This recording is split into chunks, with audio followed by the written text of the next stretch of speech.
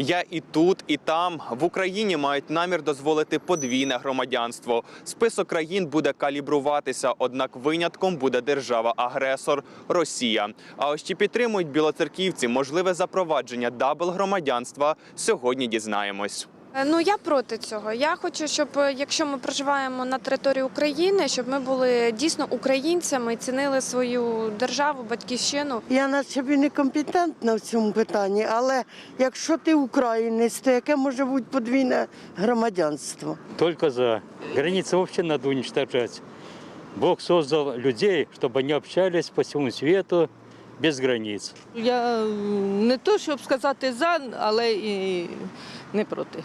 З одної сторони, так як мені, то мені його не треба другого. А для других, може, це й важливо. Підтримую. А чому? Чому? Тому що наша держава многонаціональна держава. Так що тут багато народів живе. І українці, і росіяни, і євреї, і мусульмани. І...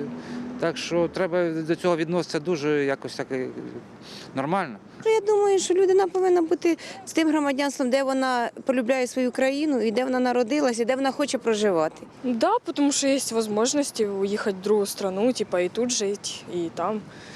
Подвійне життя, нормально, прикольно. Ні, я не. А чому? Так, тому що це сволота буде тільки одна сюди лізти, розумієте?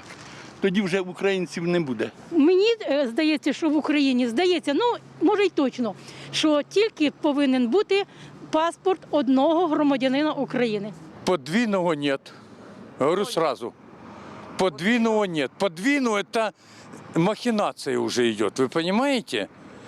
Только не подвійне. Або громадянин України, або громадян Турції, або Росії, або кого-то. Ну, двойное нет. Я жила за кордоном 10 років. У мене в різних країнах, в мене була можливість, і я не розумію, навіщо. Я обожнюю Україну, я тут повернулася в Україну.